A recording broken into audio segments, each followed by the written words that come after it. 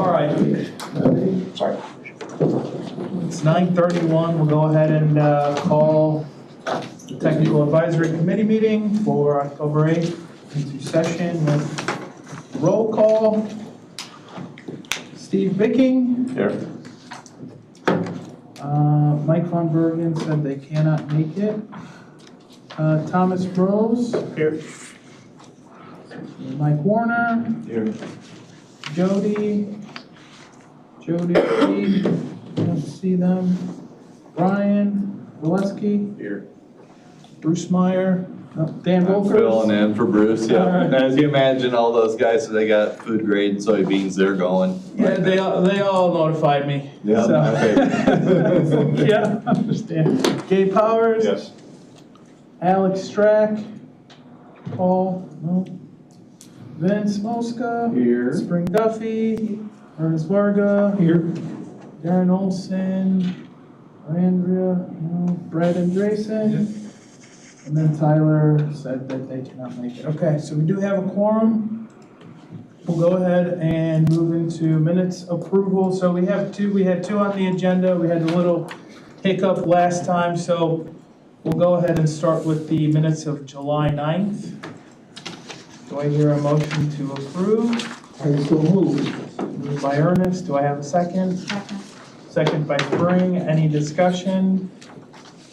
Okay, we'll go ahead. I had one thing, Yeah. let's see, is this got you in July, the last one, the last sentence in the paragraph, I don't think we have a manual that's in the SMO, but a manual, but a manual. So it's just a minor, but spelling.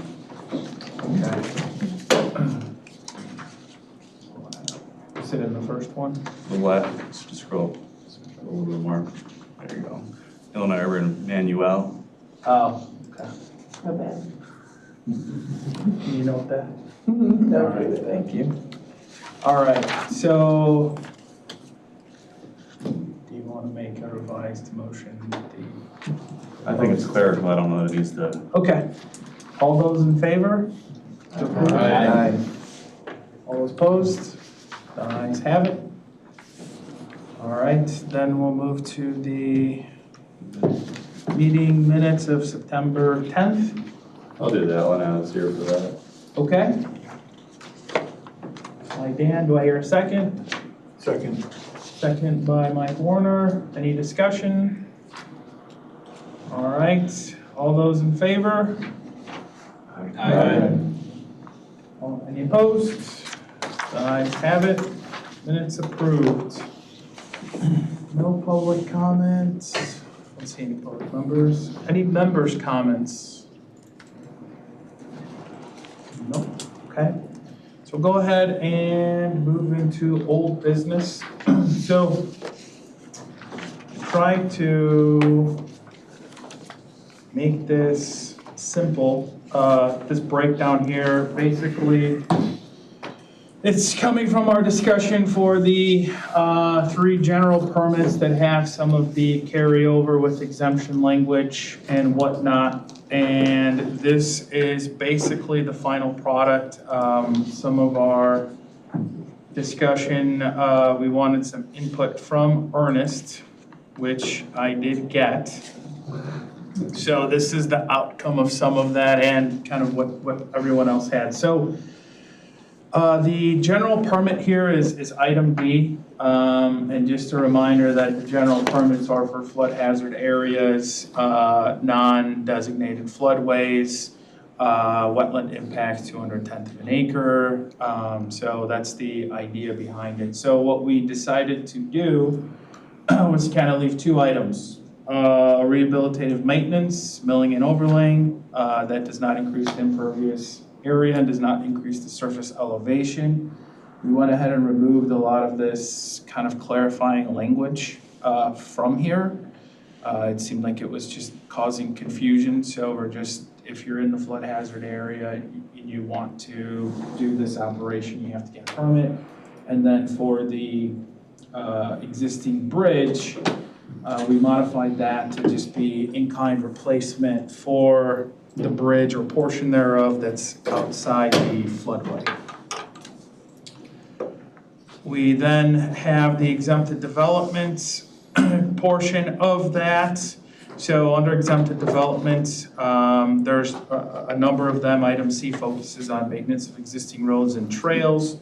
When we go to the definition was as such. So we're revising it again to just try to make it a little bit more simple. So this is any rehabilitative maintenance outside of flood hazard areas that does not increase impervious area, does not increase surface elevation, has an MFT, which MFT, Ernest, I don't know if you want to give a little bit of a background to that, and we can, I can throw a definition or defining term, and we can kind of discuss.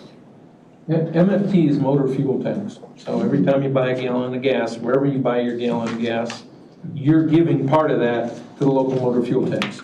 It can be requested for certain projects. County can, state can, townships can, even municipalities. There are some places where it can not only be requested for the motorized vehicles, it can also be requested for trails or paths. But you can't just request it for a trail or path. It has to be a combo project or a totally vehicle project. So we were trying to see some delineator, and so as Stoyan and I spoke, we thought, okay, why not use MFT as that mark? So if you, I don't know if you want to put in brackets after motor fuel tax, if it doesn't appear anywhere else in the. It doesn't.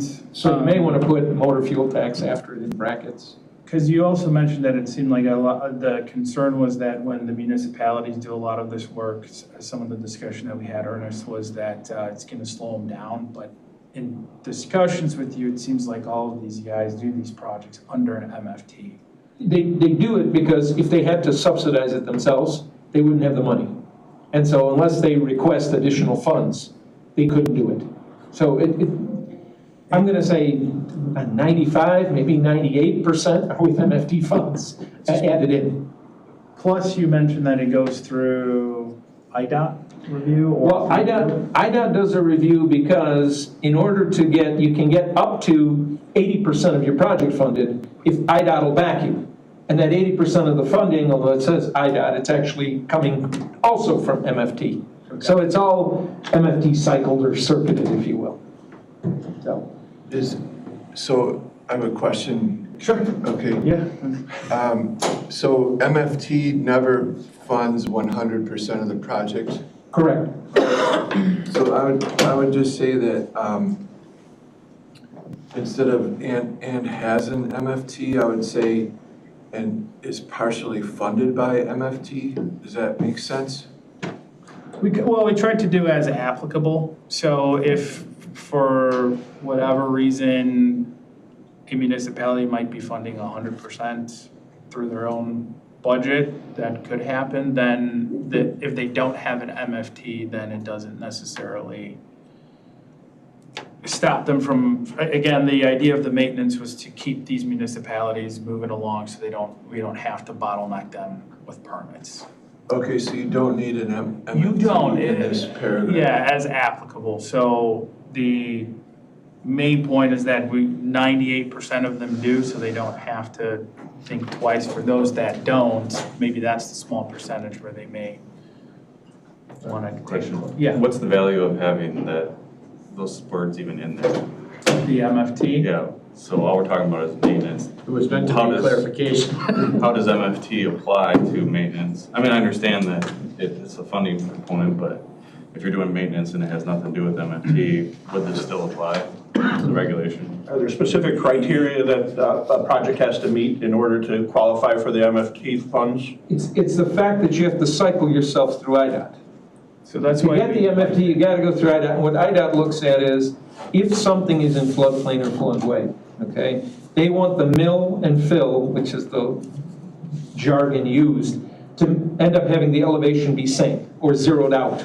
They don't want to see, okay, I'll mill an inch and I'll bring in 3 inches of lift. So all of a sudden it's out of floodplain or out of the higher or above the floodplain than it was prior. So the MFT is a way of tagging IDOT. I guess you could say, or IDOT reviewed, but even if you could say, or IDOT reviewed, yes, But the MFT is a better tag, because there are certain ways, and they're very few, where you can get MFT funding without getting IDOT. But there's so few, it wouldn't even apply. So you could use IDOT as a qualifier, or you can use MFT as a qualifier. It really doesn't matter.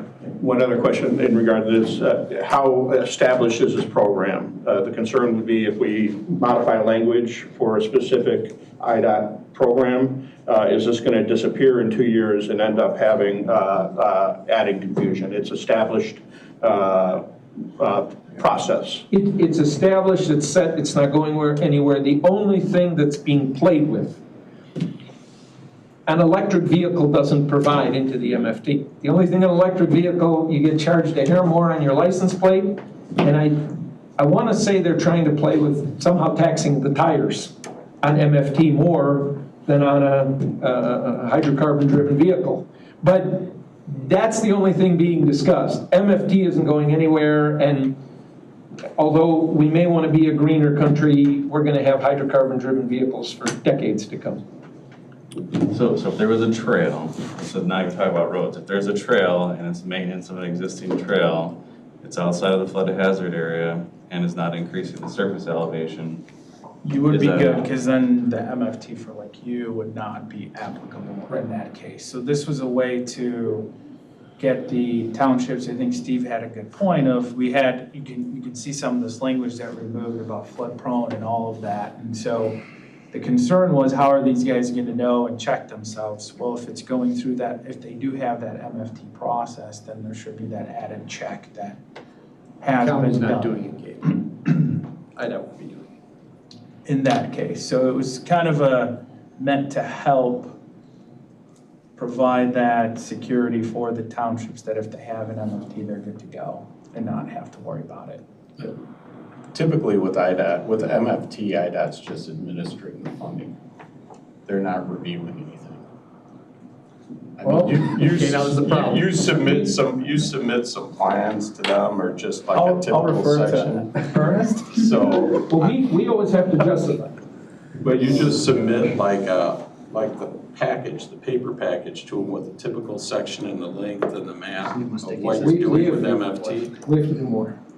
Well, yeah, that's all we do for town, like municipal roads. For municipal, that may be the case. We review township and county, and I know what township and county, and it's a justification process. If you're saying that for municipal, it's less or less stringent, then I am not fully aware of that, so I apologize for that. Yeah, I think it is. I've never seen, it goes through local roads, there's administrators of the funding. And they just basically, it's a rubber stamp. You tell them how much MFT you want, and if you have it in your budget, you can use that MFT. Or you can use your own money to supplement MFT. Okay. But you don't have to use all the MFT in your budget for a road program. Yeah, I'm not, the budgeting portion, it wasn't the critical component, it was the fact that it was, as Ernest said, for a lot of the unincorporated areas, it is getting that additional review to give someone the security that they potentially didn't miss to check that they're outside of the flood hazard area for it. Yeah, and I guess the flood hazard area, if that's referring to a floodplain or a floodway, maybe that's good. I would just remove the flood prone area, and I think Yeah. that was done. So. That's, yeah, so if, if there's a small portion that don't have the MFT, I think we'll, at this point, probably just have to live with it and hope that the people involved with those projects are able to accurately assess those situations. So I have a I question. mean, we can't, I don't know that we can capture 100% ever of anything, so, yes. So Ernest, you're saying that your review, you do look at the elevation differences for county highways or County and township projects. townships? Because those are the two that we have to look over and monitor. And it's always to keep, if it's floodway or floodplain, it's always to keep the elevation same. Okay. Because if they start raising it, we're gonna start causing issues to all the residences along it or the businesses along it, because there are some where there are businesses. And none of us want to do it. So I know when our construction team jumps on it, that's the big bugaboo. It's capturing what the elevations are, and then it's working to restore back to that when we're all done and finished. But is that because it's an MFT, or is it just because it's a road that you would review the project anyway? Well, it's a catch-22. If we don't look at it and check it and we submit to IDOT, we'll get gigged. None of us want to get hit with that. We all want it to fly through as nicely as it can. Okay. And so we do review it also, but we review it because we don't want to be hit by IDOT.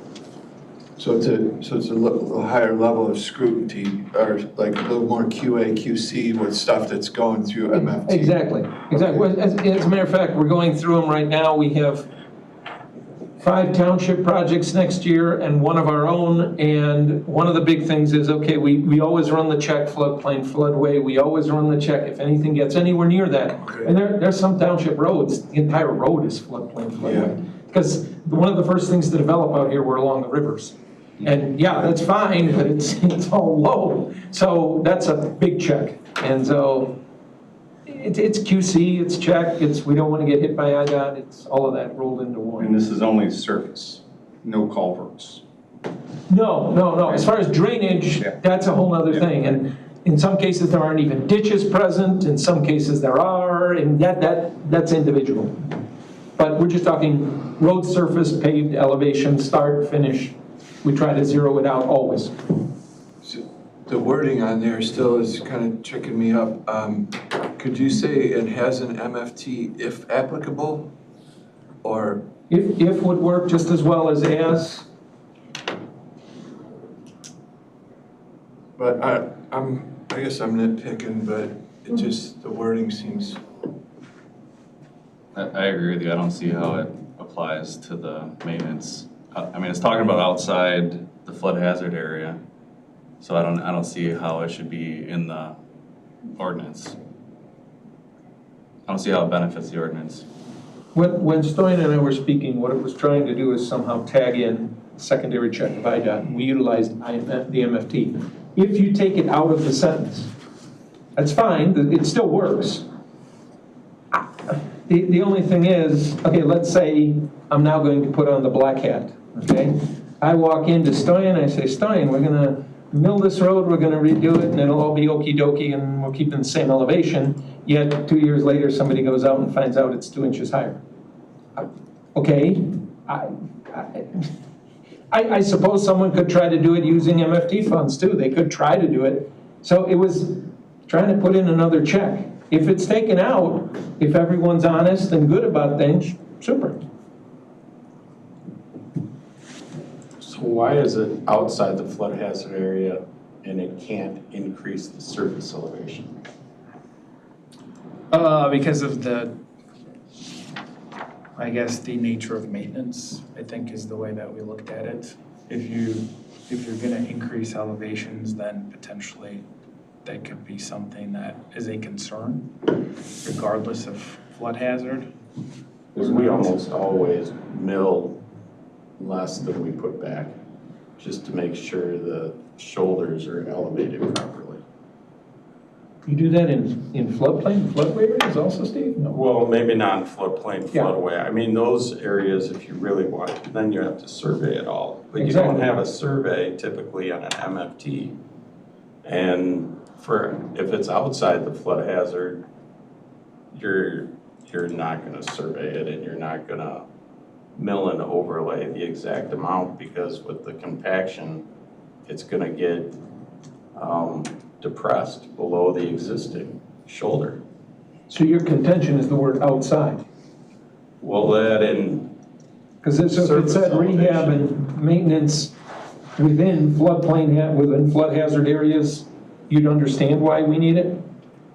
Yeah, if it's within a flood hazard area, you may not want it to increase the water surface, I can understand that. But if it's outside a flood hazard area, then what difference does an increase make?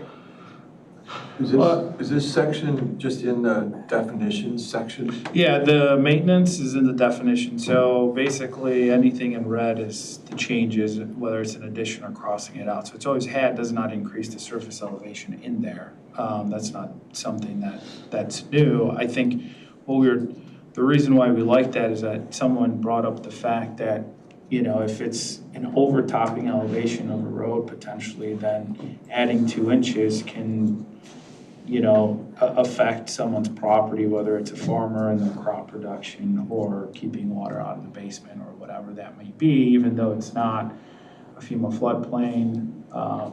It could still be part of like an overland flow route or something along those lines. I mean, we do get those phone calls quite a bit about townships coming in and raising up the elevation, and now people are seeing issues. Whether or not it's accurate, we do get them. There's no way for us to go out and verify whether or not it's due to increased rainfall, something else, or it was the roadway that caused that. So that was the idea behind, if you're gonna just do maintenance, keeping the elevations the same or within, you know, an inch, something obviously within tolerance. Because they won't have survey anyway. Townships aren't surveying the roads before they do an MFT job. Right, so we wouldn't have that, so this would be a trust situation again, where they would be trusted to maintain. You're not gonna get that on a farm crossing either. No, you aren't, yeah.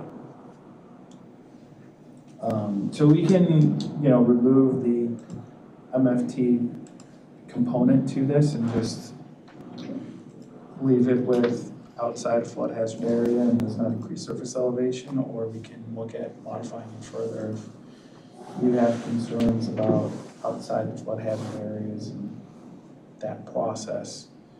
I don't know, I'll leave it to the roadway folks to. As I said, you can remove the MFT. You're relying more on honesty, trust. To your point, if somebody was to increase the elevation, then it's not the definition of maintenance as written here. Yeah, okay, I'll grant you yes, Gabe, but you have to prove it. I agree with you. And proving after the fact, on the private side, we worked on what's called forensic engineering. Right. And oh man, is it tough, because it's obliterated. I mean, you don't even get to look at the body in the autopsy. You're just like, well, maybe was that, I don't know, you know. So it's forensic engineering is awful Right. tough. From a stormwater ordinance perspective, if this is already occurring, the MFT process is already occurring for 98%, I just don't see the benefit of having new language in the ordinance with this maintenance definition. I'll say that it was circular thought because Stoyan was looking only at me, and so if it needs to be removed, I'll take the hit, remove it. I don't have an issue, it can be removed. We were trying to think of some way to Yeah. put in one more check I on hear you. balance, that's all. But I guess what I'm saying is, does this check already exist? And from what I heard, you said 98% of the time, yes, it does. If you're using MFT funding, yes. If you're not using MFT funding, no. And there are certain projects that are done without MFT funding. I mean, a village just decides they want to do it, and they do it, or a township. So if you find it clumsy or not of need, I don't have a problem removing it. Well, I mean, now. You end up in the same place, either way. I mean, if it's MFT or not, if it's at 2%, it's, the rest of the language is there. The 98's already happening. Okay, I'll grant you, You know, so I'll grant you the just- reassurance, yes. It's not necessary, I guess. It doesn't add any value, I guess, in the end, right? Gabe, is that your point? Right, I'm just trying to think of how you would regulate this. But, so it looks like A, B, and C used to allow, or at least A and B allowed increasing the roadway elevations if it was outside the flood hazard or within flood-prone areas, right? Or am I missing that? Yes, That it we did used for- to do that it and now did. we're not allowing it? It did for both, but again, it was just part of a discussion of, from Ernest's point of view and expertise, that if you're doing a mill and resurface, that there shouldn't be, and I don't want to put words in your mouth, Ernest, but that should be an executable item to maintain existing elevations. If it's within floodplain or floodway. Yeah. And then we just carried that, and again, for the maintenance portion, it talked about that, and that it gave those, again, those 3 A, B, and Cs. We just wanted to just clean that up and remove that and just make it simple. If that's a sticking point, then we can look at adding C back into the maintenance language. But again, it just, with some of the other point of views of increasing 2 inches everywhere all the time, eventually you are going to start to see issues. We already get phone calls about that a lot.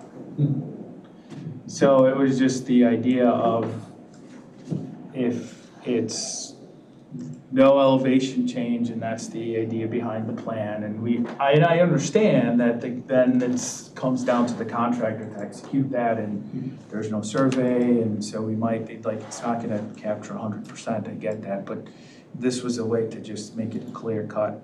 This is maintenance.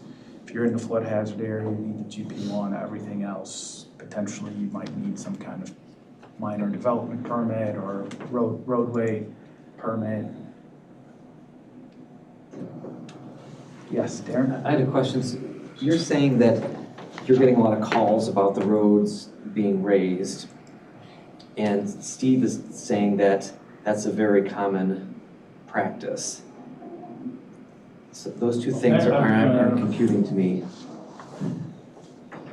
Well, I guess they both could be true. If that's the practice of the roadways, then this would, again, be a change, and as part of any changes to the SMO, we'd have to, have the training for the municipalities, for the enforcement officers, and let them know that if they're doing mill and resurface, that they need to maintain those existing elevations as part of their design parameters. Steve, could it be, based on the discussion, could it be that the certified communities see it as allowable right now? The reason it's occurring and the reason you're getting calls is because the certified communities are saying it's okay, go ahead and do it? Well, it is allowable. Yeah, currently 2 I inches. mean, based on that. I understand, and so what you may be seeing is they're executing based on C under the current ordinance, and so they're doing what's allowed, Right. and it's causing the issues you're getting calls on. So if you change that, yeah, it's gonna change procedures within the communities. I mean, it's gonna change, you're never gonna know unless you survey the road ahead of time. And it's also the way that the methodology for resurfacing is to put back more than you mill. It Because depends on you the, need to depends on the project, Steve, because we have, Well, you need to compact it, so Yeah. when you have a shoulder section, you correct? don't want it, otherwise the water's gonna sit on the edges of the asphalt if it's compacted below the existing shoulder. Well, I know we look at each project individually, and there are times where, yeah, we do want to increase, but many times where we don't, and so we have to regrade shoulders as well. Yeah, So, I mean, it's a project by project, and that's why we do our review when we do. But if the municipalities do it differently, could well be the case. I'm gonna have to start watching the municipalities more, because that's not something we have to purview. I'm gonna watch the municipality end. But we don't try to work it that way, or if we do, then we account for it in the project. yeah, I mean, I can pull up our old stuff, but it's usually 2 inches of mill and put back 3 inches. So I just have one comment. First of all, I just want to clarify that every complaint that comes in, I think everybody here knows it, isn't necessarily a valid complaint. A lot of these are perceived issues. So I don't know how much of this we're actually trying to solve real issues as opposed to perceived. And then I guess the second thing is to me, it almost seems like rather than kind of going back and forth on how much can they put in, how much can't they, isn't this more of a matter of changing existing drainage patterns? Is really truly the trigger as opposed to I put back 3 inches rather than 2. Do you know what I mean? Like, because that's what we're talking about, not actual like thickness of asphalt. We're talking about like if you block an overland flow or you do something to modify the street drainage or existing drainage patterns. Let me go to a severe example. I don't know who here is familiar with River Road as it passes by Marine Hill State Park. River Road is ours, it's county highway. It depresses and comes back up. In a good time when we have to close that road out, our road is under 3 feet to 4 feet of water, okay? We've talked to the state park, we've tried to work out, because they have 6 culverts under it that monitor their water, which was an old fish hatchery back in the day, and they use it now to create certain environments. And as we talk about it every time, there was one, well, just replace the 6 culverts. So now there would have been this hump. They said, see, you get this out of the area. And we're like, no, because we still got 2 depressed areas. We still have to shut the road. So then came concepts of 90% of the time land bridge, once in a blue moon, water passing. How's the wildlife going to get under it? So then came, okay, let's build it almost a bridge that arches up rather than even stay. And you keep going, and yes, it would change drainage patterns if we simply blocked it. And it may sound like 2 inches isn't much, but again, going back to private side, there are subdivisions where if you could raise the road 2 inches, it would change the drainage pattern, because water that was able to flow across the road and get this side can't. So, and maybe 2 inches seems like a very small thing, but it makes a big difference. But Jody, are you suggesting it's a different trigger rather than the road part of the project? It would be more of a conveyance type trigger, and I don't know if it would fit in this particular part of the ordinance. Right, because Brian, to your point, like, not all roads are created equal, right? Like, your example there is. But somebody's got to have the wherewithal to call that out in a review. So a review still has to take place in some way, shape, or form, whether it's driven by this or by a mill and overlay. And I don't know where this, we're going in a loop a little bit, but someone has to be smart enough to look at that road crossing and say, okay, there's 3 24-inch pipes that go underneath there. It's not in a floodplain, but that obviously conveys water. And, if you raise that 2 inches, it's now, considering now that the methodology is going to include, I don't know, an extra ½ inch of rainfall, it's going to spread and stay up and expand maybe an extra 1,000 feet in each direction on that market. I have no idea. But that's where we're trying to go with this. That was the basic idea, is if you're doing maintenance and you're maintaining the elevations, then it doesn't come under scrutiny. If you're going to be raising, if you're gonna be milling 2 and putting back 3, then potentially it's something that does need to be looked at. And we don't wanna slow down the townships in terms of the maintenance that they do, but if that is a process that they're used to, then they may need to rethink that because of those concerns. I think that was, we're trying to go in a way to hopefully, long-term not create problems. And I agree, not every person that calls, we look at the situation is valid. But it does happen in terms of elevating the roadway. So we want to not necessarily move away from that, but at least have those situations reviewed more thoroughly, that they don't pose an issue. Well, the other thing that comes up in conversation is if we don't have any verification when complaints do come in, we have no way to backtrack and explain this is what was done. So it puts the county in a very precarious situation if you don't have any way of verifying that something was done properly. And so this does seem to be kind of a black hole that needs to be addressed in some way. And then that's why we added the MFT language, because it provides a little bit of that backup. So that was kind of I think we did the same. I think we did the same dance, me and you. As I was coming up the stairs, it happens Vince was behind me and he said, so did you do your homework? And I said, yeah, I had to meet with the teacher twice in order to get my homework. Yes, we did go. And we went through a few loops over in the planning and development office at the large conference table they just set up, so yeah. I mean, just keep in mind, all the floodplain maps technically aren't even really accurate anymore. I mean, to what degree, you can't really say, but obviously they're using data that was flushed out 20 years ago. So even the areas that aren't mapped, that's one thing. Now you've got areas that are mapped, and you can ask what are the accuracy of those maps, and whether or not that, you know, some say, well, it's outside the floodplain. Well, is it? Who knows? So it's in its world of liability, that question could become an issue, I imagine. And I was just pulled up our road program for 2025, and it's 3.5 inches of mill and 4 inches of surface. I mean, you can argue when it's compacted, maybe it's close to the, you know, elevation, but that's what typically they're almost all like that, where you're putting down more than you're milling. Steve, you guys don't account for the final, you call it compaction, the final roll, as far as what it does or doesn't compress back? Well, this is the ultimate, Your finish? what they should be finishing with is the binder. So you're finishing a half-inch higher? Yeah, we always want to finish higher so that we don't end up creating ponding on the edges of the pavement.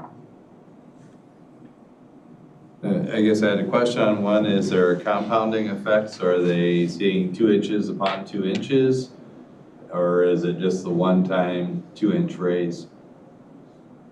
Usually, Dan, you do a mill and fill, and I'll look to Steve also. It's like a 15, 20 year, maybe a little less than 15-year process. It's not an annual thing. Right. I mean, you want to get more longevity out of a road, so it's not a every year kind of thing. So could it exacerbate over a century? Sure, yes. Yeah. But so then I guess my question is there a compromise between the municipal and the county and township of doing a smaller amount than 2 inches to satisfy both their needs?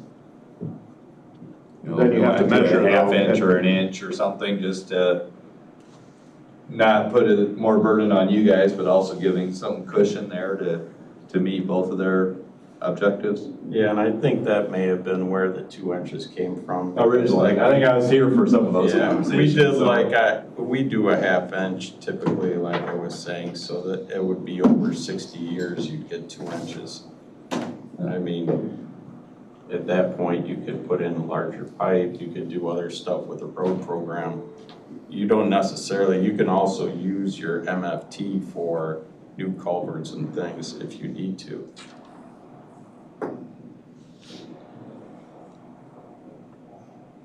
I'm just like worried with the removal of the last part with the stuff outside the flood hazard area, outside the floodplain. I mean, we should be allowing, I can understand if it's a floodplain, you know, you don't want to increase the elevations significantly, definitely, but outside of it, I wouldn't see an issue. Steve, would you want to see 2 definitions? A maintenance of existing within floodplain and a maintenance of existing outside of floodplain? Well, within floodplain, you have to get the Floodway. GP1. So, I mean, what we could add back to the definition is the half inch, if that's what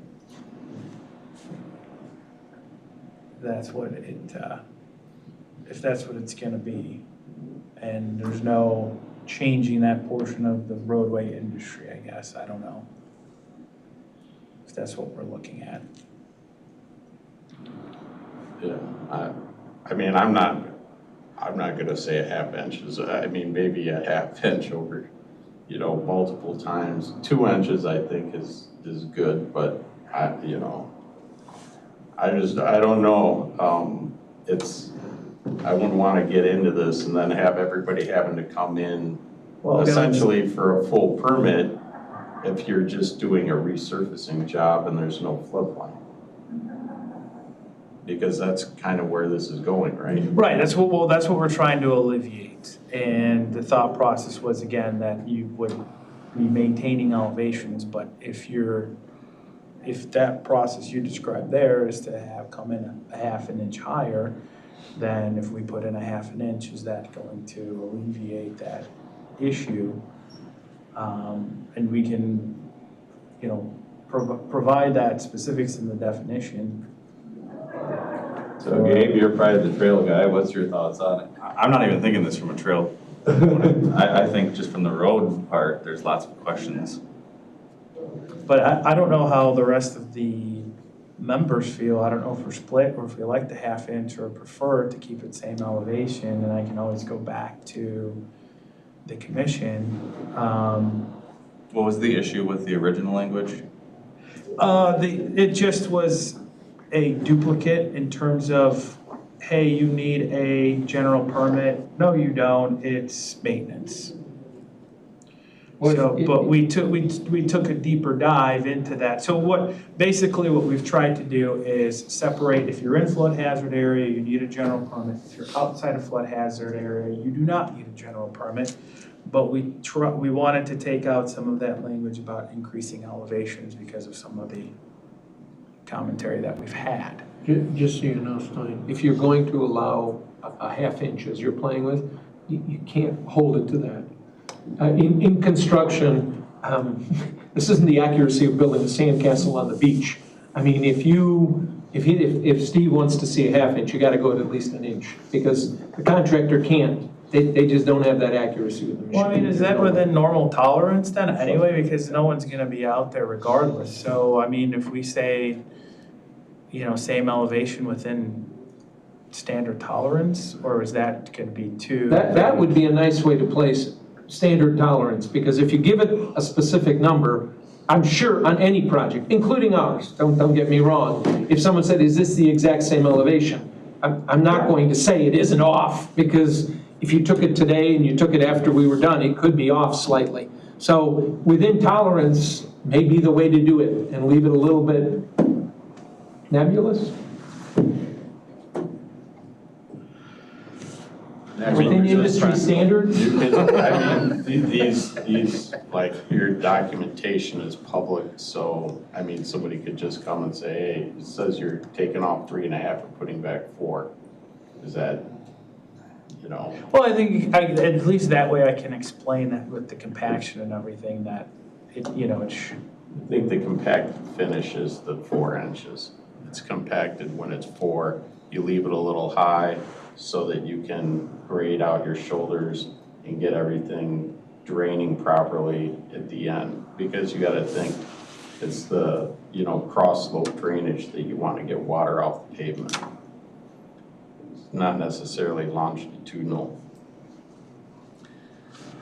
I was just looking at some other ordinances, and Mike, you may know SMC's ordinance, but like DuPage County doesn't, they allow partial reconstruction or any resurfacing of existing roadways is considered maintenance.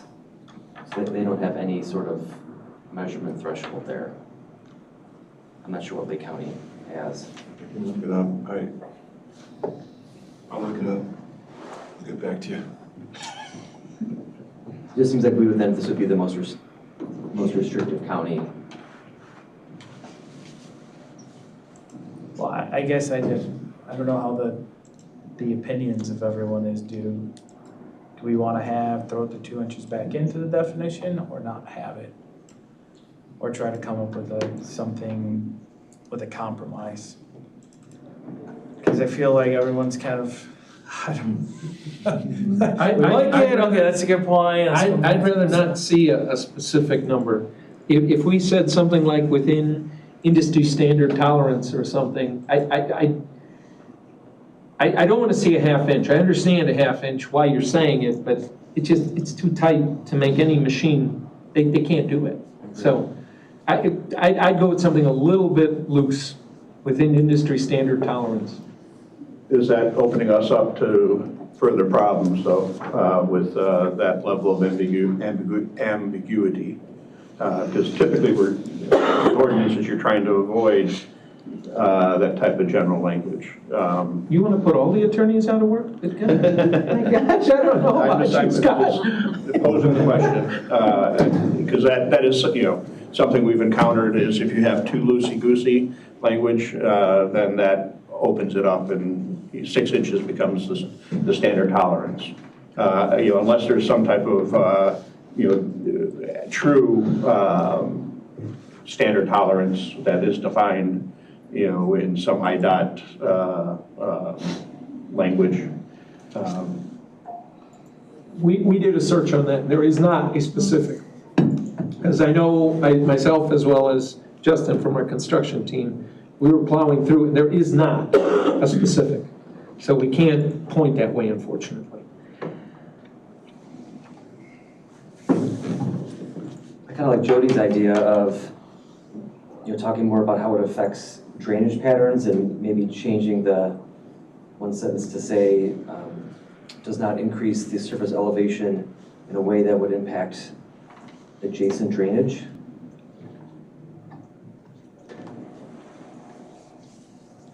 Not sure if that helps you in answering Well, questions from. I guess the idea here was to, if you are gonna be changing it, then someone should potentially look at it. So if we put that in there, then it removes that, because I think everyone that's doing that work is probably gonna say, yeah, it's fine, is my guess.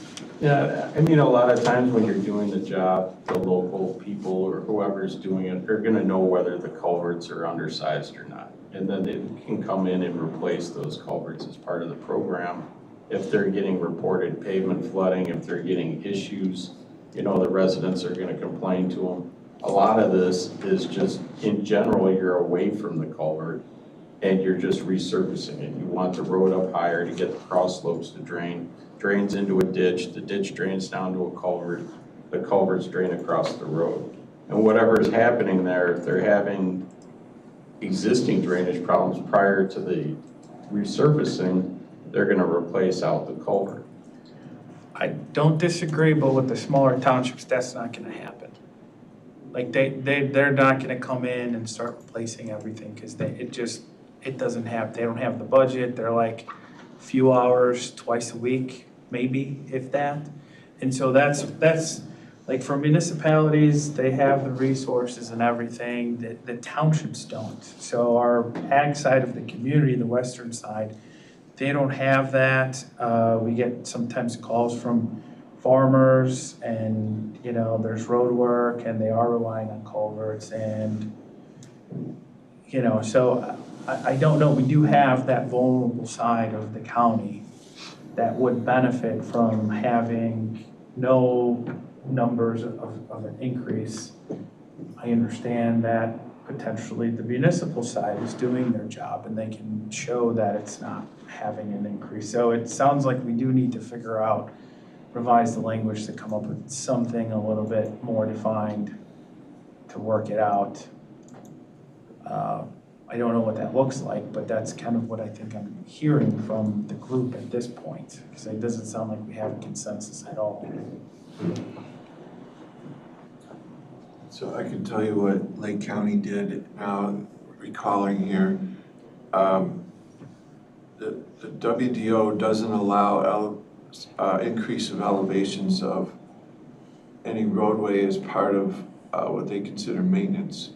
So how we covered it was we put all that into countywide permit number 1. So if you meet the requirements of countywide permit 1, you don't need a permit. You don't need to apply for a permit. Which is kind of what the exemption I think is trying to do, because the exemption would be like the county-wide permit 1. If you're not if your plans, or if you don't plan on increasing elevations, then you should be be able to move forward. Yep. That's so. In the term, the definition of development does not include maintenance of roads if you're not increasing the elevation. So if you're doing a maintenance project on a road and you don't change the elevation, it's not even considered development. So it does address that elevation issue, and it says that your resurfacing of a roadway shall not increase the roadway elevation within a flood-prone area that has greater than 20 acres of trib area. So it even drills down lower to a lower trib area and says, if you're less than 20 acres, you can't increase the elevation. And we just said, you know, you road agencies, here you go, we trust you, basically.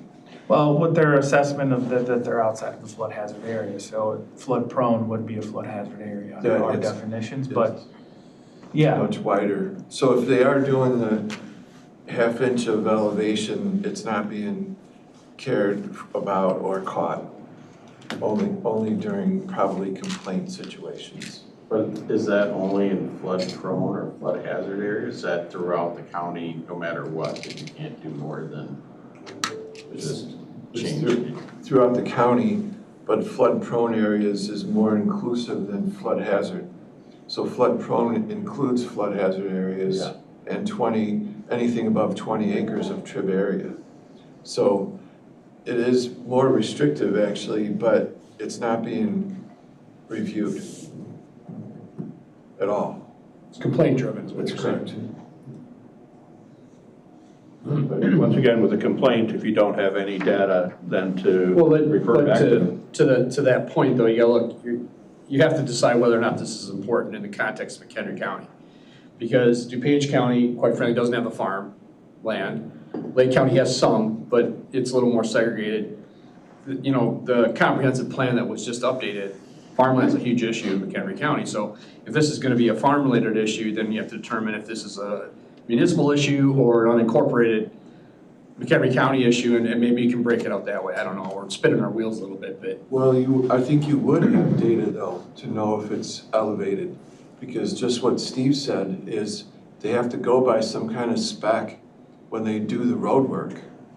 You know, so it's spec'd somewhere.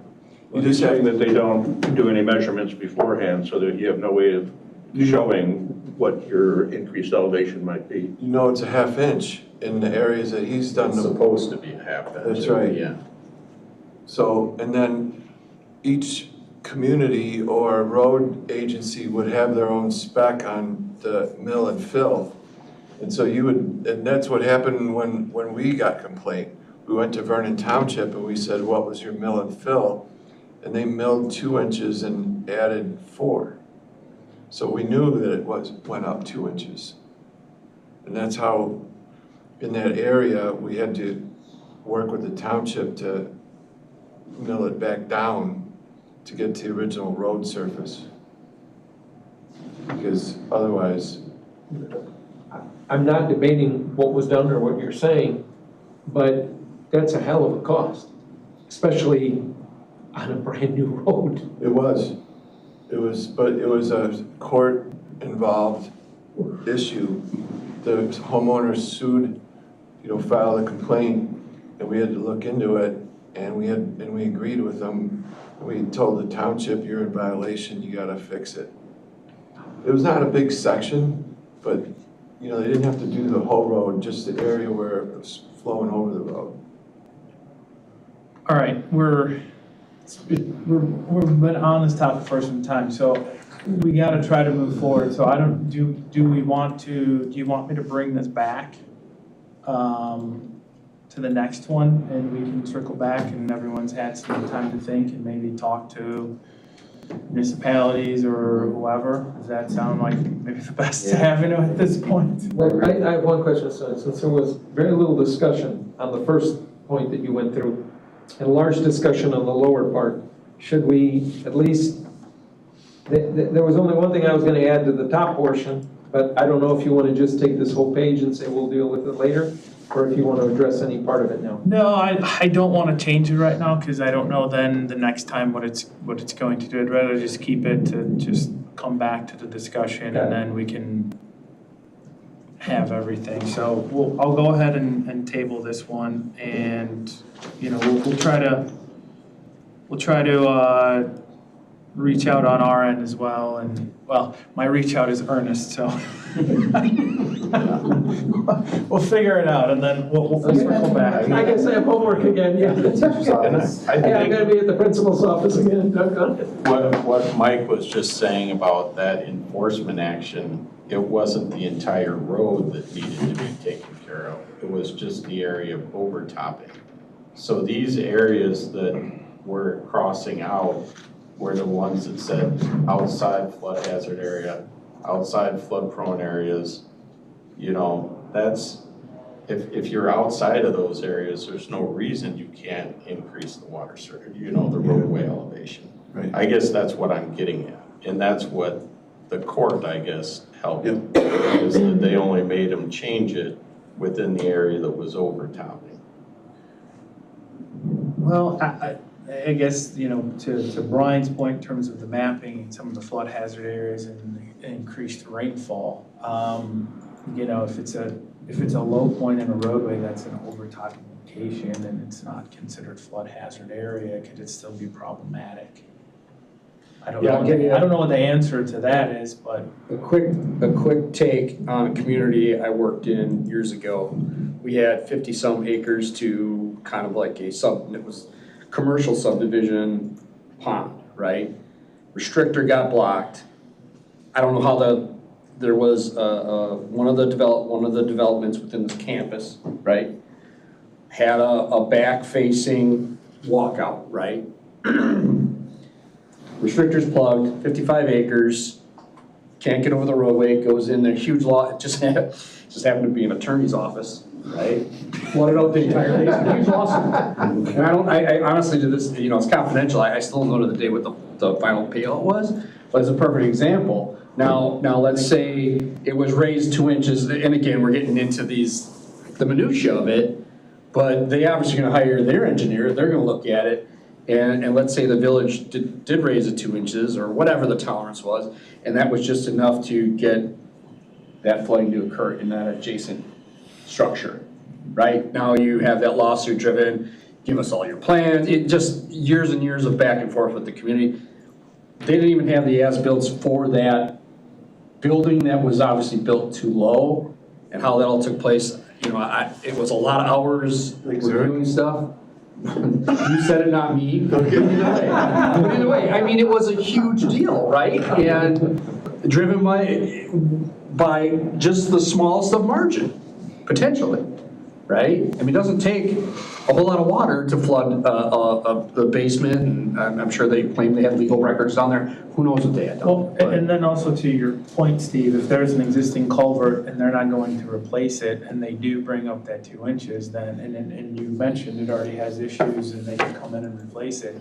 For the municipalities, they might have those resources for the townships and some of these smaller township areas on the west side. I mean, they'll put you on a waiting list. And if they can get to it, depending on that year's budget, then great, if not. And so, you know, that might not be considered a flood hazard area necessarily, but it could be a potential issue for if you get a high enough rain event. So I don't know if we need to maybe help define some of these, like if it's a low spot in that area or certain things. So we'll table it and think about this, I think, and come back just to keep the meeting moving. That's okay with that one? Just for fun, the 2017 storm that hit Burlington and everywhere else south of there, Highway 50. Burlington, Wisconsin, Burlington, Illinois. Wisconsin. All right. Highway 50 in Wheatland Township, where I live, went underwater.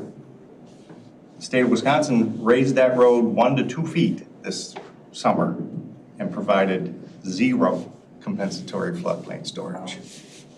Now, is that a DOT exemption of some They sort? didn't change the culverts, but they raised the road profile, which was mapped floodplain, and they provided no comp storage. Like I have the documentation. They said the flows, I have the letter from the DNR and WISDOT. It says flows 24,000 CFS today, 24,000 CFS tomorrow, all good. Oh, wow, that's a ticking time bomb. Yeah, very interesting. I'm not so sure that was, but I mean, we're talking about half an inch, and they raised it this much with concrete. Yes. All right. Moving on to our next one. Dredging topic.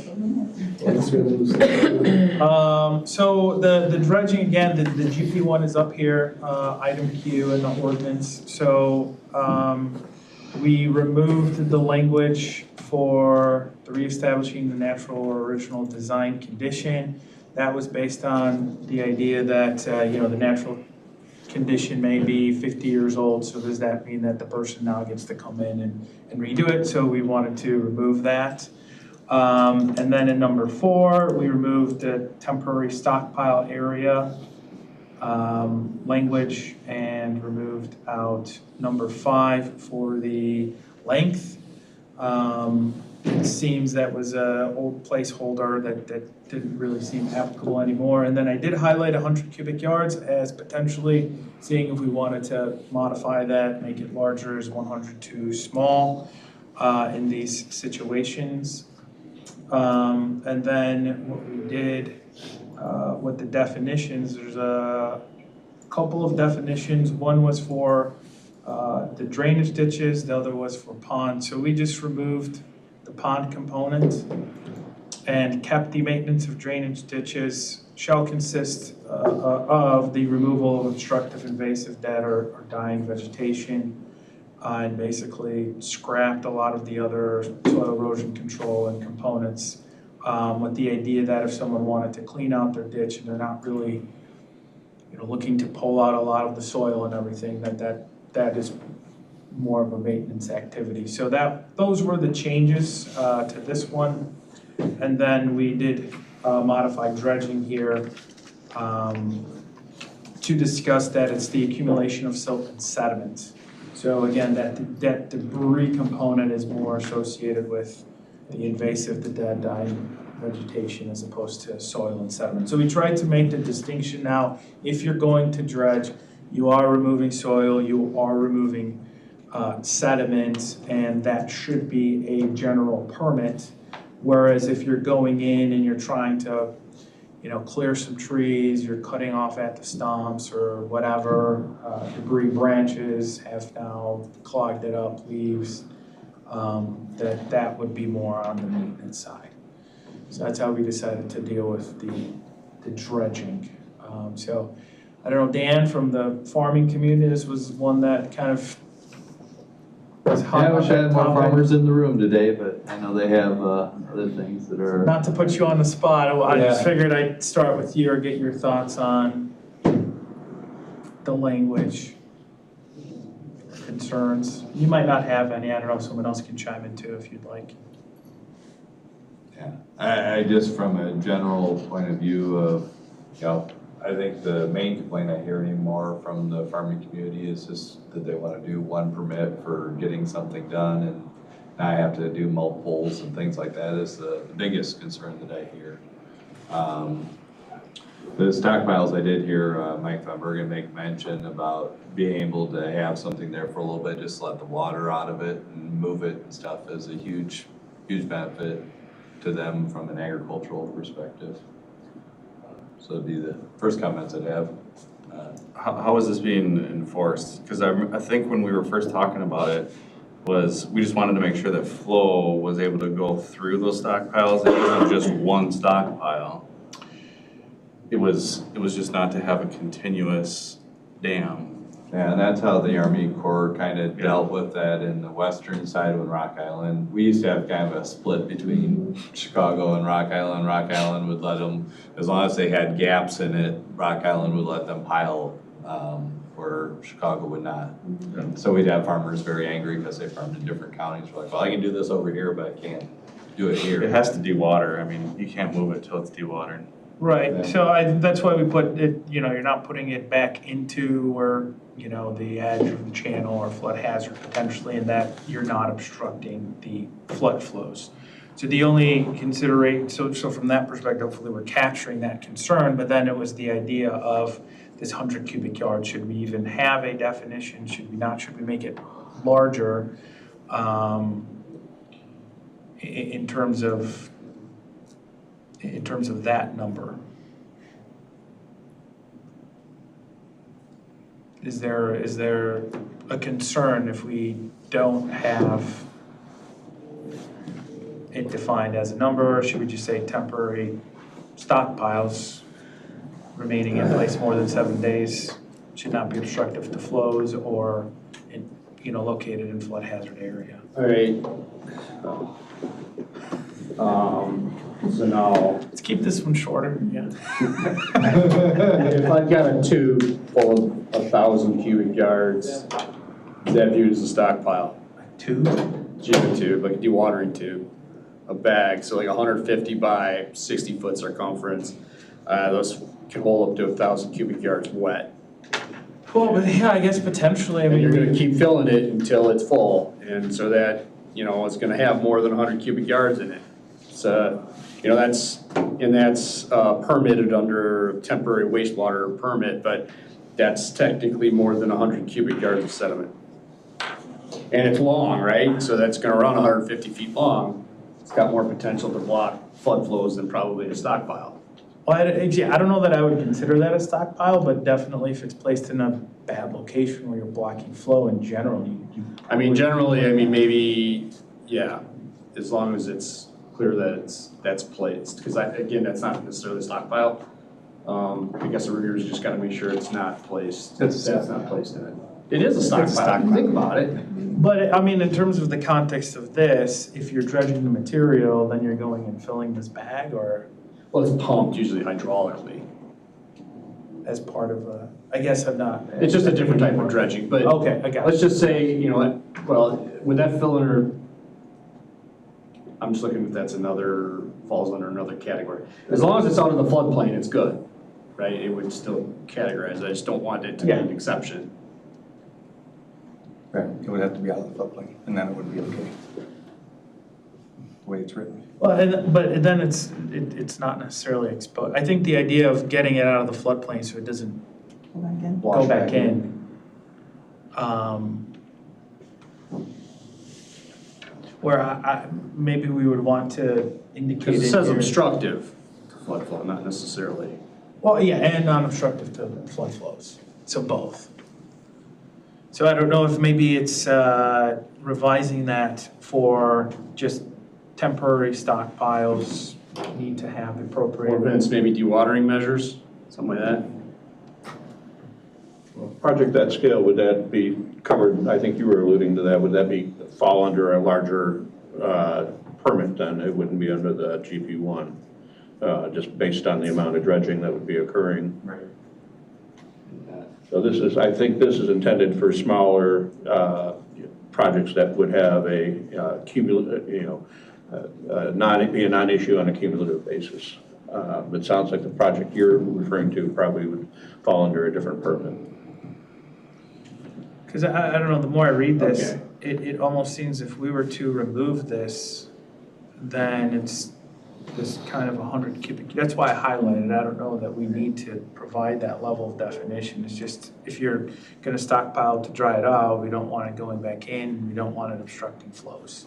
The only other consideration I can think of is whether or not we want some erosion control, specific language at the base of that stockpile. Your exhibit of the bag, that is providing, sediment control, but. It is, but you'll have return water too, but I don't want to get into that, that's probably minutia. And you're right, maybe it's picked up under a different permit. Well, I feel like probably at that level, you're having some kind of design person look at that. You're not just going out there and, you know what, I'm not gonna use the backhoe today. I'm gonna go orchestrate this. I think the 100 cubic yards, when we first talked about this a long time ago, was to just create some definition of a pile so that you didn't just say, okay, I have it a quarter mile long and there's one gap right here in the floodplain. See, I'm not obstructing flows. So to give it some type of context. And what that context would be, I would say that it'd be nice to hear from somebody in the farm community on what that would be, what would be reasonable if the 100 cubic yards is not reasonable. When we do our projects, they're outside our filter strips, so it's flowing back into the ag field first and foremost, and then there's gaps. So if you do get a big rain event right after you do this project, water comes up and it can de-water from either side. So you're not creating a big dam. Vince 50 is the core trigger, isn't it? Can't remember. So we do want a number then, is what I'm hearing, we do want a number? I think you do. Okay, so I'll just leave it at the way it is, I suppose. But was there a burden with the 100? No, I think Ernest kind of mentioned if, do we want to increase that potentially? Is that too small? And so then it just kind of, well, how did we come up with 100? Should we even have a number? So that we just wanted to make sure. And just so I understand, it says temporary stockpile, so it's saying you can have multiple, but you'd be limited to 100 cubic yards in one location. Is that how I'm reading it correctly, or? That's the stockpile size, right? That's it. Okay, Dan, so- what we were kind of looking at, you've seen where the farmers will go out and reopen a drainage ditch. And the typical way is they get a large tract hoe. They'll reach as far as the arm can go to Right. clean the area, depositing. Then they back the machine up or move forward, and they do the same. Right. So you get these clumps of material. They let them dry out. Yep. Then they spread them into the field the next fall or the next spring to incorporate it in, and then they plow it up. And so, looking at it, I was just like, 100? I mean, I was guesstimating how much depends on the operator, depends on the machine size, but I just don't know if it's quite enough. Maybe it's fine, and maybe that's the size that it should stay. It was just a question, like, is that enough for the farmers to do their procedure the way they do it? Or should it be 150? Should it be 75? And one other comment, Stoyan, to add in any type of silt protection, great idea. I'd be hard pressed to see the farmers do it. I mean, super idea, but. Well, that's And why. it's only there for 7 days, hopefully. Yeah, exactly. You get it out of the way before a ton of material moves in. And their goal is not to have it re-silt. Well, That's why they just hired somebody to yank all that stuff out, so they don't want to see it silt. But I don't know that you're gonna, you can put language in, but I don't think you're gonna see it happen. I'm just, again, throwing it out there, maybe if it's too large, maybe if it's a larger accumulation of a stockpile, maybe that's where the number comes in. I don't, the way that I would read this almost has me thinking that it's talking about, okay, it's greater than 100 cubic yards, or if it's temporary and it doesn't, I don't know that it necessarily says, if your stockpile is less than 100 cubic yards, you don't have to do this. Right. Right? Is it giving that type of interpretation? So is it better to just remove that, let the farmer come up with whatever size stockpile that he wants, and as long as it's not having those impacts, he doesn't have to worry about a specific size, I'm too large, I'm too small, and if he does do a very large one, well then hopefully he doesn't want the soil washing back anyway, and he might, I don't think he'd do that, but. I don't think it can stay because of 3. 3 says it has to be incorporated.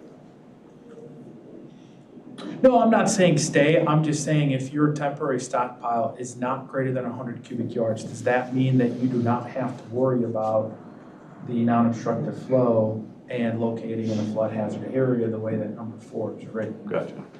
I mean, 90 cubic yard stockpile could cause problems. So Most of these drainage ditches, so the erosion control is built into it because the drainage ditch is here and then you have a berm.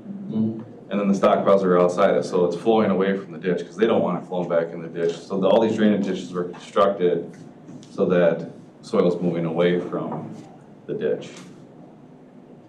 So that's why I'm just saying, does it make sense to just remove this line and just let the farmer do his temporary stockpiles and not obstruct flow and cause issues, and now.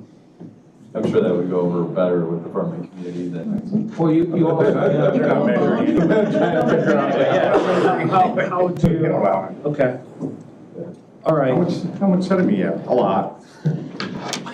If there's no other comments, then I think we're in agreement on this one. Okay. And we'll move forward to the last one. Did you need a motion if you're doing this in sections? Do you want a Striking motion? that then?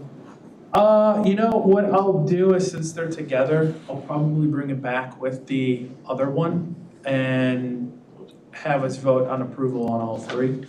So I'll keep it here, just in case. All right, the last one I had was for minor modifications of culverts, storm sewers, and drain tiles. So what we decided to do, fairly simple procedure here. Again, the top part is your general permit, has a bunch of stipulations for floodplains and all of that. We decided that under number 5, usually the general permits are meant to be quick and easy, but then there's this language about providing calculations. So we thought, let's remove that if they're staying within this criteria. Yeah, I'm gonna modify my shape, my material, but you know, I'm maintaining that capacity.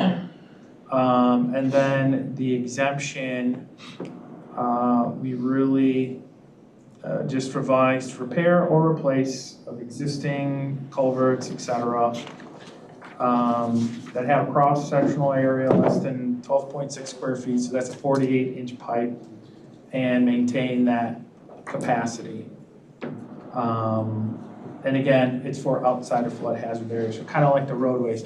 You're in, you need a permit, you're out, you don't. This also does not give you the option to extend. So if you wanted to extend, it's covered under the general permit under number 6. So that's really what that looked like. So I don't know if anybody has any comments, questions. Good? All right.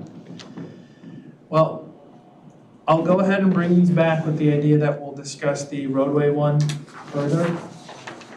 So with that, that was really the main topics for the old business.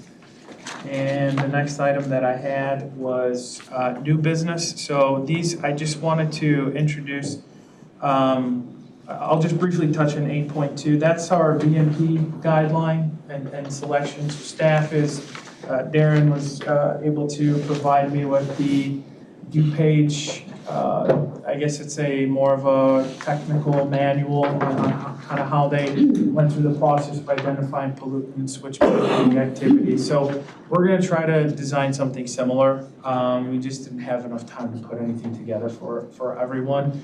And we're going to rely on the what Mark presented from Geocentric, that BMP, database in terms of which BMPs would be applicable for certain pollutants, et cetera. So we're going to put that together. Hopefully we'll have it ready for next TAC meeting. And then the other item, 8.1, the Wetland Restoration Fund. Basically, that is a 2010 document that's outdated. We started this process because I had a phone call with an individual who was looking to do some analysis on opening up additional mitigation banks.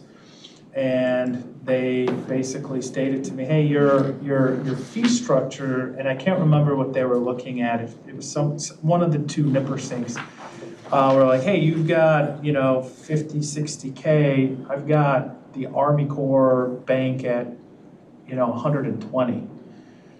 So I was like, oh, okay, that's probably an issue. So we're looking to update these values. We've been coordinating with MCC. We're also looking to update the language. A lot of this is old, needs to be updated.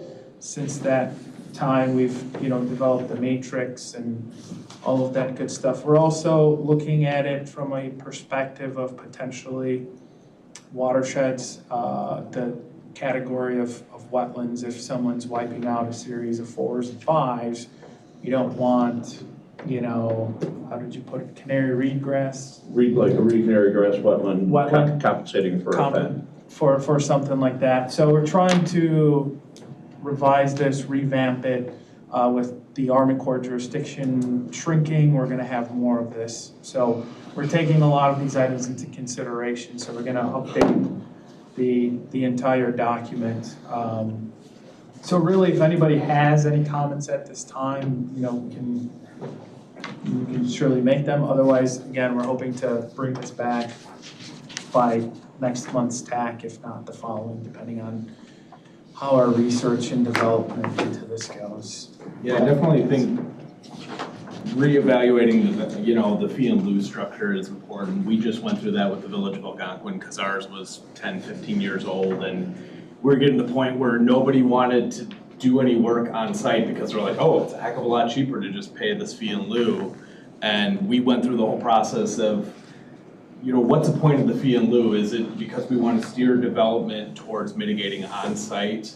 Or do we just want to give them an easy out, write a check and be done with it? And that money, where does that money go? How is it utilized? So we almost tripled our fee and lieu structure because I found the same thing where, you're more in that $100,000 to $150,000 an acre, depending on where you're at specifically in the Chicagoland area. And I think our fee and lieu cost was $60,000 an acre.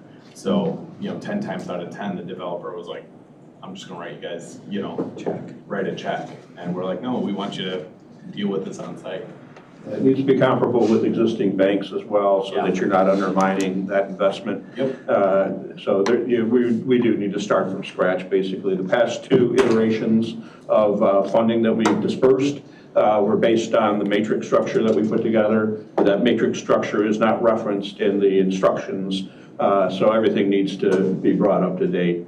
It's been a good program so far, but we are expecting to have increased impacts coming into the county versus the core with the changes in jurisdiction. So we need to get up to speed.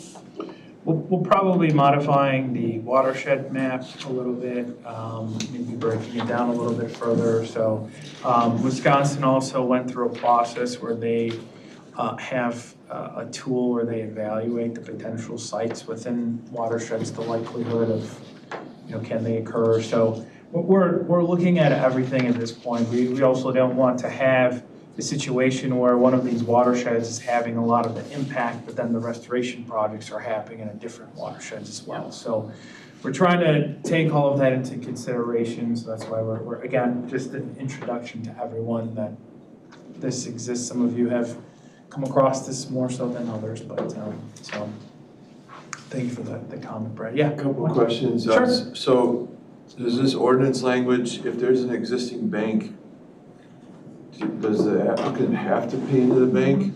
Yes. Okay. Yes, there's, in the ordinance, so this exists outside of the ordinance, but in the ordinance, it does talk about the Wetland Restoration Fund paying into that there is a hierarchy. If there's an existing bank, you have to pay into that. You have to try to keep it into the watershed and all that. So we actually haven't looked at the SMO language as part of this. We just had a lot going. We met with assessors and just had a lot of information come back our way. So we are planning on also looking at some of the SMO language to see if maybe some of that needs to be revised depending on where we want to go.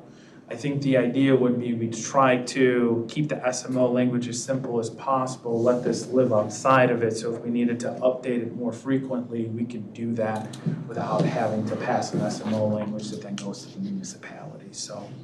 Okay. Yeah. So the other question I had was on your Algonquin. That's just for isolated wetlands? Yes. So it's not under core jurisdiction? Correct. Okay. I'd caution you of splitting the watersheds too small, because I think that will be a headache for you. Yeah.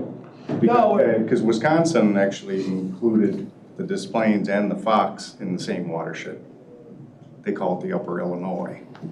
So it's, more broad, if you will, as opposed to what you have. You have what, at least 2 foxes. So there's 2 Nippersink, 2 foxes, right. 1 Kish, a coon. The smaller you get, then the Piscataway. more funds you're gonna have. Pots of. Well, so this would be more comparable to a Huck 10 level, do we want to go to the Huck 12? I think that's, to your point, maybe that's too narrow, and that does get into then, if you've got a bank in this sub-watershed, but not in, all these other sub-watersheds within that Huck 10. But that is what we're going to weigh, and we do want to make sure that the impacts that are being compensated for are commensurate with the fee and lieu. I do get that. I just, the smaller you get, the more pots of money you're gonna have, and then it start to probably get a little. Make it harder to That's fair. That's definitely fair. Good point.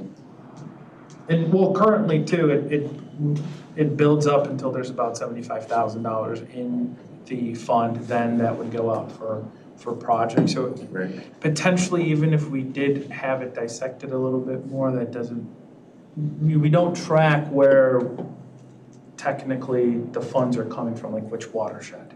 But that is something that we do want to consider because of that idea. We don't want one watershed being impacted.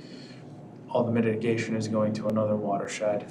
That's kind of something that Wisconsin has done as part of their studies to figure out some of the more feasible areas where that could occur. So if potentially there's one watershed where we're, if we decide to go down that route, that seems like it's gonna be hard to develop mitigation projects in here, then maybe we do want to isolate that one and put maybe some more barriers. To Brad's point, we don't want to give people an easy pass in that watershed potentially. Do we know what year this was? I know I was on the committee when it was done. 2010 is kind of what I was seeing. I don't know. So maybe we should look at some inflationary factors as far as the dollar amounts and what. I'm saying for like the projects too, so like do we need to go to 100,000 before you start putting money out there for a project? I don't think 100,000 goes probably very far in Gabe's world. So just saying that might be a consideration, not only this side of the fee structure, but also the giving side. Right. Well, It's a fair point. Are brutal, dude. You can't do anything with grant money anymore.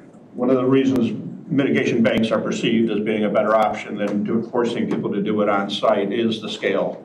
So if you've got a quarter-acre wetland that you're trying to create, the likelihood that that's going to remain viable, quote unquote, in perpetuity is very low. Whereas if you've got a 40-acre property, that's properly buffered, the likelihood that those aquatic resources will provide the compensation is much greater. So I do think, we would want to still have some type of threshold where it has to reach that amount before we put our request for proposals out or something along those lines. And I think it was 90,000 that it's been at before, but we can revisit that, especially if we are going to be increasing the amount of funds. We may have more opportunities to disperse those once development starts picking up again. All right. We want to make sure that the matrix that we're using to evaluate projects are consistent with the instructions, so people really know what they're getting into and how to write the proposals that they submit. Right now, that's the language is so antiquated and inconsistent. We need to start from scratch. Okay, with that, I'll go ahead. We've got an announcement for a program. I'll hand it over to Scott. This flyer was attached in the agenda. I think we have some as well. If anybody wants to take some. Scott, go ahead. Yeah, we've got flyers on the table. So we're going to be promoting a chloride watchers program. So this is developed by the same group that does the River Watch program, but the Conservation Foundation has really kind of brought it even closer to home. And what we do is we have training where we train people how to select sites, how to collect samples, and how to report the findings. And in McHenry County, we're going to take it a step further. They've been provided, as part of their program, they'll provide one strip per month, I think, from November through May. But we'll provide additional strips. Ideally, what we'd like our volunteers to do is go out before a storm and get a chloride sample from their stream location, and then go back at subsequent periods after the storm so that we really can see the rise and fall of the chloride levels in the waterway. And then over time, this data can have real relevance in helping us understand how different precipitation patterns impact chlorides in our waterways, and potentially even how our changes in sensible salting practices are reducing that. Since we'll have sites selected that are safe, even if somebody does it for 2 years and then moves to Florida, somebody can go back to that same site and build that database up. And I'm bringing this up here in particular because this is something municipalities can do to meet their MS4 requirements. So the minimum control standard 2 is public involvement.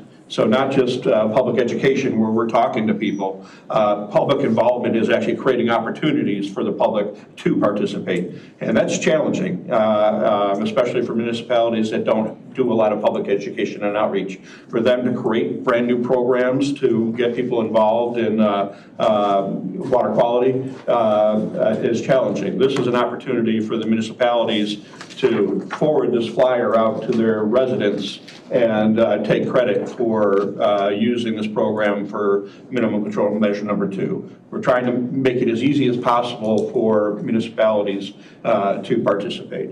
And it really is as simple as cutting and pasting the information that we've already provided to their constituents. So we'd really like to see as much participation as possible. So our program will have the training on Wednesday, October 30th, here in these 2 conference rooms.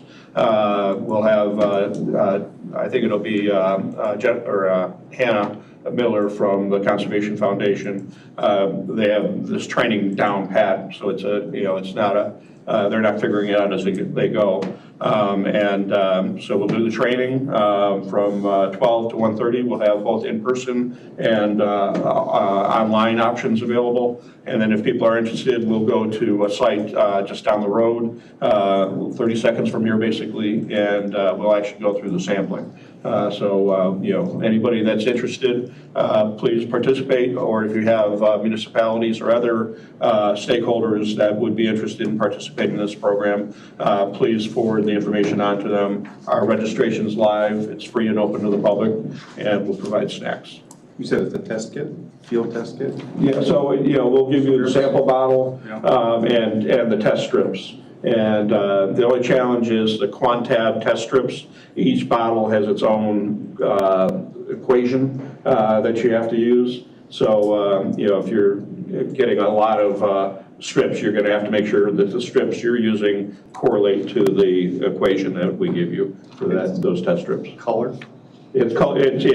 It's really easy to do. You just take a sample and put the strip in the sample bottle we give you, let it sit there for 2 minutes, and it reads to 3.5, and then you do the conversion 3.5 to parts per million or milligrams per liter. So it really is very easy. The biggest challenge I've had is we had a cold spell last year, and so my Kishwaukee River site was frozen over. I scrambled and found some open water someplace else. And then I bought a little galvanized bucket, so I tossed it off a bridge and collect my sample. We don't give you the galvanized buckets. We'll give you the test bottles and a lot of, we'll buy extra test strips so people interested can test more than just once a month. Brian had a question. It's seasonal? It's just done seasonally, or? Yeah, I'd say seasonally. So I think it's November through May is what they have. You're welcome to go and do as much as you want. And so you put it up, upload the data on the Riverwatch's website, and then it's mapped, and anybody can go on the map and see chloride levels at the different locations. And so it really is very user-friendly. But it's meant to look at runoff and how that's driving the chloride, right? Yeah. Because do you know how they're paying for that? I mean, that's probably a question for the Conservation Foundation, but if that could be coupled with turbidity, that could be very powerful because they're both driven by the same impacts, right? You got your base turbidity in the stream, you have a stream response that's driven by the same mechanism, you get 2 for 1. If you pull that same sample, study it for chlorides and for TSS, and you get the stream response for both. We'll do that with our 201 workshop next year. I like the idea, but adding that level of complexity, I think, would decrease participation. But I'd be open to talking more about that. Do you have this available in a social format that we could share? Yeah, I can give you JPEGs, PDFs. Okay, yeah. If you could email it to me, then we can share it out to our folks. I'll make sure, we'll email it to everybody and make it as easy as possible for, like I said, cut and paste. And you can put it out to your constituents. We'd like to see as many people as possible. Do you have any idea what the Fox is running right now? I don't. No, I'm just kind of curious. Yeah, I think Lake County's base is over 100 parts year-round. Well, just which is pretty fairly high as baseline. Well, and that may be coming from wastewater, or excuse me, water treatment plants. So water treatment plants, as part of the softening process, are discharging that year-round. A novel idea would be for municipalities to capture that water and use that as brine for winter snow and ice maintenance. And I know Woodstock has looked into it, but there are a lot of things that we can do, but our natural background level is typically under 1 milligram per liter in this area. In the state, it can range between 0 and 10 milligrams per liter, but it's not unusual to see spikes over 1,000 milligrams per liter after storm events. And what we're seeing is, with climate change, weather patterns are changing, but we're seeing more icing events than we have in the past. And the icing events actually require a lot more salt. So as we gather this data, we can start correlating the findings in our streams to the weather patterns that we're having. So I mean, the more data that we get, the more we can actually do with it. So this really can have, this is a citizen science program, and it really can have relevant data if we collect enough. Okay. Some of the urban streams are like 10 to 15,000 parts on some of those storms. Right. That's brutal. I think in Salt Creek, the Salt Creek study group has seen over 2,000 milligrams per liter at times. So, I mean, it really, and there are chronic and acute levels that have been established for impacting aquatic life. And so I can't remember off the top of my head, but I think acute is like 250 milligrams per liter, and chronic is 250 milligrams per liter, and acute is like 800 milligrams per liter is causing impacts to aquatic life. And so if you've got 1,000 to 2,000, you're potentially doing a lot of damage to that water body. And of course, we were not measuring this as part of this program, but we're very concerned about the increase of chlorides in our groundwater. So groundwater is moving, but it's moving very slowly. So the greater concentration of chlorides that are getting in there are accumulating. And this is a national problem. It's not unique to our area. But these are very real issues, and we'd like to have better data. And this is a program that can provide that data as well as meeting MS4 criteria. And also just general interest. It really is pretty fast. Watching the changes. So like Kishwaukee River has different impacts of chloride levels than the Silver Creek, which is right by my house. So seeing how the different water bodies react to storm events really is pretty interesting. Okay. With that, we'll move to adjourn. Do I have a motion to adjourn? I'll make that motion. Second. Jody, Darren, okay. All in favor? Aye. All right, meeting adjourned. Thank you, everyone.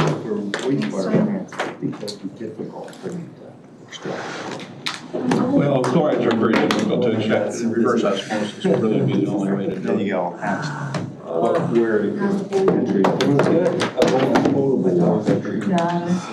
like our office will, we used to have municipal salt. They have back